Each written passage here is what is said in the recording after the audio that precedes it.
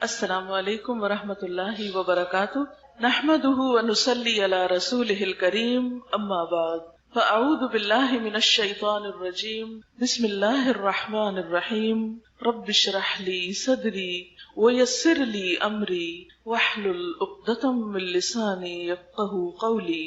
کل ہم نے اللہ تعالیٰ کے شکر ادا کرنے کے بارے میں بات کی تھی اور شکر ادا کرنے کا طریقہ جانا تھا ہم نے کہ شکر اس وقت ادا ہو سکتا ہے جب انسان کے دل میں اللہ تعالیٰ کی نعمتوں کا احساس ہو، اور نعمتوں کا احساس اس وقت پیدا ہوتا ہے جب انسان کائنات میں غور و فکر کرتا ہے، نعمتوں کی قدر پہچانتا ہے، اور ان نعمتوں کے بارے میں غور و فکر کریں یا نہ کریں، ان کی قدر و قیمت پہچانے یا نہ پہچانے، بہرحال قیامت کے دن ہم سب سے سوال ضرور ہوگا۔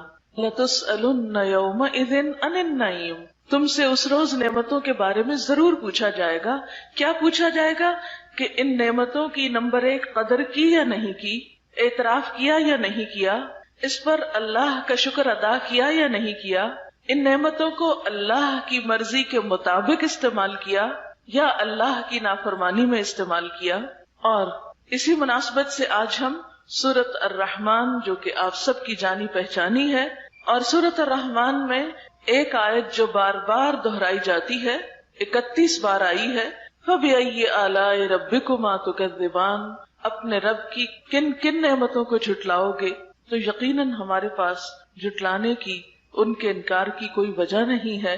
قیامت کے دن بھی ہم انکار نہیں کر سکیں گے، ہم میں سے کوئی یہ نہیں کہہ سکے گا کہ میں نے تو نعمت استعمال ہی نہیں کی، مجھے تو معلوم ہی نہیں، یا مجھے تو پتہ ہی نہیں تھا کہ یہ بھی ایک نعمت ہوتی ہے۔ تو آئیے سورۃ الرحمن کا پہلے تھوڑا ترجمہ دیکھتے ہیں، پھر اس کے بعد ان نعمتوں کا ذکر جو کچھ دنیا سے متعلق ہے اور کچھ آخرت سے متعلق ہے۔ اللہ کے نام سے ابتدا کرتی ہوں جو بے انتہا مہربان اور رحم فرمانے والا ہے۔ الرحمن، بے حد مہربان، علم القرآن، اس نے قرآن کی تعلیم دی، خلق الانسان، اس نے انسان کی تخلیق کی، اس نے انسان کو بنایا، علمہ البیان، اس نے انسان کو بولنا سکھایا۔ سورج اور چاند ایک حساب کے پابند ہیں، یعنی ان نعمتوں کو بھی اللہ ہی نے پیدا کیا، اور پیدا کر کے آزاد چھوڑ نہیں دیا بلکہ ایک نظام کے تحت انہیں پابند رکھا۔ اور تارے اور درخت سب سجدہ ریز ہیں، یعنی پوری کائنات اللہ کے آگے جھکی ہوئی ہے، اللہ کی اطاعت کر رہی ہے۔ اس میں ہم بندوں کے لیے ایک سبق ہے کہ ہم نعمتیں پا کر کیا واقعی اللہ کے اطاعت گزار ہیں یا پھر اس کی نافرمانی کے کاموں میں لگے ہوئے ہیں۔ آسمان کو اس نے بلند کیا، یعنی انسان کو غور و فکر کی دعوت دی جا رہی ہے کہ دیکھو ایک چھت جو بغیر ستونوں کے ہے کتنی اونچی اٹھی ہوئی ہے کہ وہاں تک انسان کی رسائی بھی نہیں، اور میزان قائم کر دی، یعنی ہر چیز کے اندر ایک بیلنس رکھا، اعتدال رکھا۔ اس کا تقاضا یہ ہے کہ تم میزان میں خلل نہ ڈالو، یعنی اے انسان ان نعمتوں کو صحیح طور پر استعمال کرو اور زمین میں فساد نہ کرو، بگاڑ نہ پیدا کرو، اور انصاف کے ساتھ ٹھیک ٹھیک تولو اور ترازو میں ڈنڈی نہ مارو، یعنی بندوں کے حقوق صحیح طور پر ادا کرو۔ زمین کو اس نے سب مخلوقات کے لیے بنایا، یعنی زمین صرف انسانوں کے لیے نہیں، اس لیے اس میں ہمیں صرف انسانوں کے حقوق ہی نہیں، جانوروں کے اور دیگر مخلوقات کے حقوق بھی ادا کرنے ہیں، ان کا خیال بھی رکھنا ہے۔ اس میں ہر طرح کے بکثرت لذیذ پھل ہیں، کھجور کے درخت ہیں جن کے پھل غلافوں میں لپٹے ہوئے ہیں، طرح طرح کے غلے ہیں جن میں بھوسا بھی ہوتا ہے اور دانہ بھی ہے۔ بس اے جن و انس، تم اپنے رب کی کن کن نعمتوں کو جھٹلاؤ گے؟ انسان کو اس نے ٹھیکری جیسے سوکھے سڑے گارے سے بنایا، یعنی انسان اپنی حقیقت پر تو غور کرے، کہاں سے اٹھایا گیا، اور جن کو آگ کی لپٹ سے پیدا کیا۔ بس اے جن و انس، تم اپنے رب کے کن کن عجائب قدرت کو جھٹلاؤ گے؟ دونوں مشرق اور دونوں مغرب، سب کا مالک و پروردگار وہی ہے۔ بس اے جن و انس، تم اپنے رب کی کن کن قدرتوں کو جھٹلاؤ گے؟ 2 مشرق اور 2 مغرب کیسے؟ آپ نے دیکھا ہوگا کہ جہاں سے سورج نکلتا ہے وہاں سے غروب ہوتا ہے، یعنی ہر نکلنے والا سورج ہر روز جہاں طلوع ہوتا ہے وہاں غروب بھی ہوتا ہے، پھر جہاں غروب ہو رہا ہوتا ہے وہاں کسی اور جگہ طلوع بھی ہو رہا ہوتا ہے۔ تو ہر مغرب مشرق بھی ہے اور ہر مشرق مغرب بھی ہے، اس لیے 2 مشرق اور 2 مغرب کی بات ہوئی۔ پلیز آپ ذرا باہم اگر باتیں کرنا چاہتے ہیں تو باہر چلے جائیں، قرآن آپ کے سامنے پڑھا جا رہا ہے، یہ باتیں بعد میں بھی ہو سکتی ہیں، پورے ہال میں صرف آپ دو لوگ ہیں جو باہم بات کر رہے ہیں، یہ میری باتیں اس وقت نہیں ہو رہی ہیں، اللہ کا کلام آپ کے سامنے پڑھا جا رہا ہے، اس کا ترجمہ آپ کو بتایا جا رہا ہے۔ اس وقت آپ مجھے رسپیکٹ نہیں دے رہے، اللہ کے کلام کو دے رہے ہیں یا نہیں دے رہے؟ کیا آپ کی اپنی باتیں اس کلام سے زیادہ اہم ہیں؟ دونوں مشرقوں اور دونوں مغربوں سب کا مالک اور پروردگار وہی ہے، بس اے جن و انس تم اپنے رب کی کن کن قدرتوں کو جھٹلاؤ گے؟ دو سمندروں کو اس نے چھوڑ دیا کہ باہم مل جائیں، یعنی سمندر میں دو طرح کے مختلف پانی، میٹھا اور کھاری، اسی طرح ٹھنڈا اور گرم دو طرح کا پانی ایک ہی جگہ ساتھ ساتھ چل رہا ہوتا ہے اور باہم ملتا نہیں، دونوں کے درمیان ایک پردہ حائل ہے۔ یہ سب کچھ کرنے والا کون ہے؟ اللہ رب العزت۔ دو سمندروں کو اس نے چھوڑ دیا کہ باہم مل جائیں، پھر بھی ان کے درمیان ایک پردہ حائل ہے جس سے وہ تجاوز نہیں کرتے، بس اے جن و انس تم اپنے رب کی قدرت کے کن کن کرشموں کو جھٹلاؤ گے، یعنی کیسے نہیں اپنے رب کو پہچانو گے؟ ان سمندروں سے موتی اور مونگے نکلتے ہیں، بس اے جن و انس تم اپنے رب کی قدرت کے کن کن کمالات کو جھٹلاؤ گے؟ اور یہ جہاز اسی کے ہیں جو سمندروں میں پہاڑوں کی طرح اونچے اٹھے ہوئے ہیں، یعنی پانی میں ایک سوئی تو ڈوب جاتی ہے لیکن اتنا بڑا جہاز جو کہ پورے پہاڑ کی طرح نظر آتا ہے یا پہاڑ جتنا وزنی ہو سکتا ہے، وہ تیر کر ایک حصے سے دوسرے پہ چلا جاتا ہے، یہ اس کو صلاحیت کس نے بخشی؟ تم اپنے رب کے کن کن کمالات کو جھٹلاؤ گے؟ اور یہ جہاز اسی کے ہیں جو سمندر میں پہاڑوں کی طرح اونچے اٹھے ہوئے ہیں، پھر تم اپنے رب کے کن کن احسانات کو جھٹلاؤ گے؟ ہر چیز جو اس زمین پر ہے فنا ہو جانے والی ہے، اور صرف تیرے رب کی جلیل و کریم ذات ہی باقی رہنے والی ہے، بس اے جن و انس تم اپنے رب کے کن کن کمالات کو جھٹلاؤ گے؟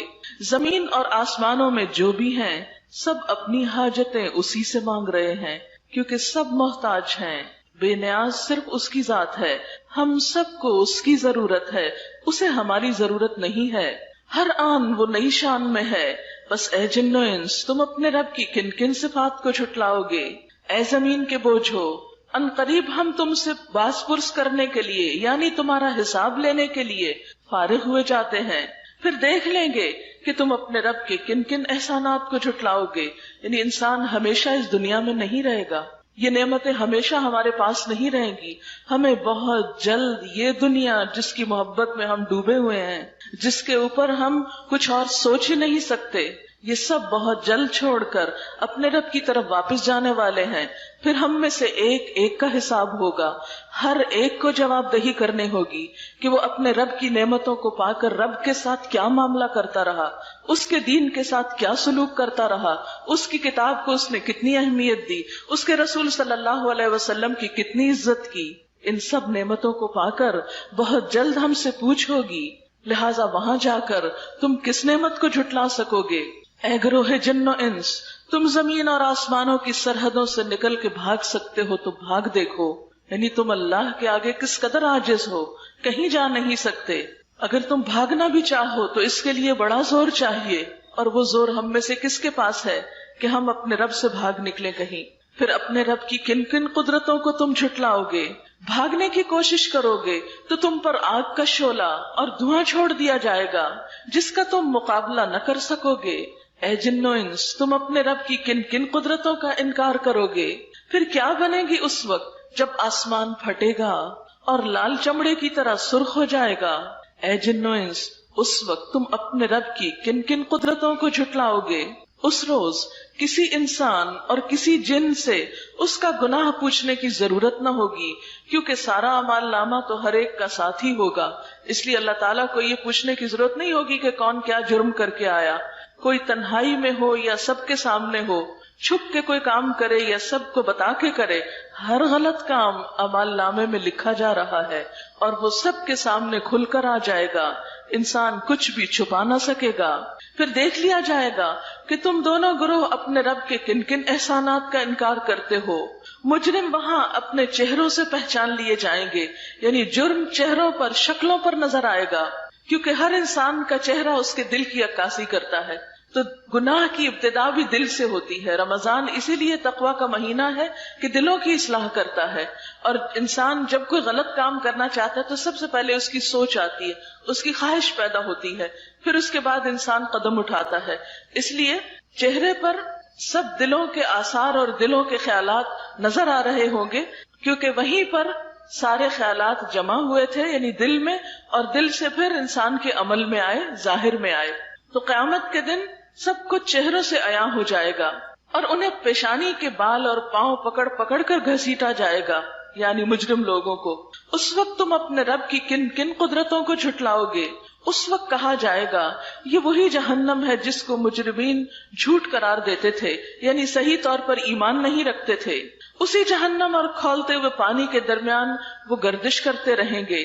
پھر اپنے رب کی کن کن قدرتوں کو جھٹلاؤ گے، یعنی جب آگ میں وہ تڑپ اٹھیں گے تو سخت پیاس لگے گی. آپ نے دیکھا ہوگا ذرا موسم گرم ہو تو انسان کو پیاس زیادہ لگنے لگتی ہے. تو جہنم میں بھی جب وہ آگ میں جلیں گے تو سخت پیاسے ہوں گے.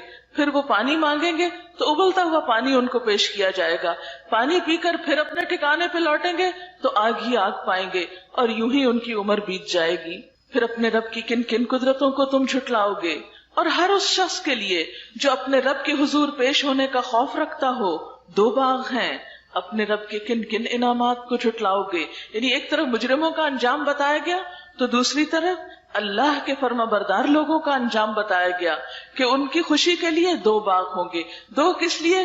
کہ جب ایک سے دل بھرے گا تو دوسرے میں چلے جائیں گے، اور اسی طرح کبھی ایک جگہ کبھی دوسری جگہ. ہری بھری ڈالیوں سے بھرپور اپنے رب کے کن کن انعامات کو جھٹلاؤ گے؟ دونوں باغوں میں 2 چشمے رواں اپنے رب کے کن کن انعامات کو جھٹلاؤ گے؟ دونوں باغوں میں ہر پھل کی 2 قسمیں اپنے رب کے کن کن انعامات کو تم جھٹلاؤ گے؟ جنتی لوگ ایسے فرشوں پہ تکیے لگائے بیٹھیں گے جن کے استر دبیز ریشم کے ہوں گے، اور باغوں کی ڈالیاں پھلوں سے جھکی پڑ رہی ہوں گی. اپنے رب کے کن کن انعامات کو تم جھٹلاؤ گے؟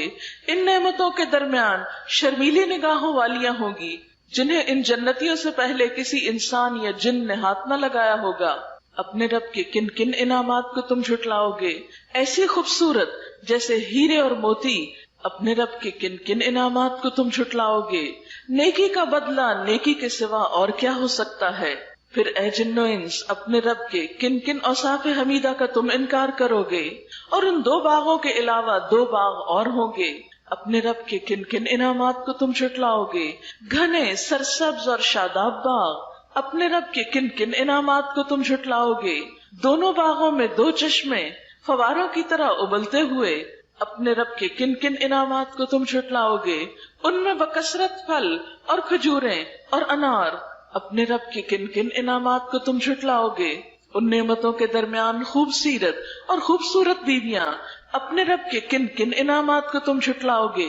خیموں میں ٹھہرائی ہوئی حوریں اپنے رب کے کن کن انعامات کو تم جھٹلاؤ گے؟ ان جنتیوں سے پہلے کبھی کسی انسان یا جن نے ان کو چھوا نہ ہوگا. اپنے رب کے کن کن انعامات کو تم جھٹلاؤ گے؟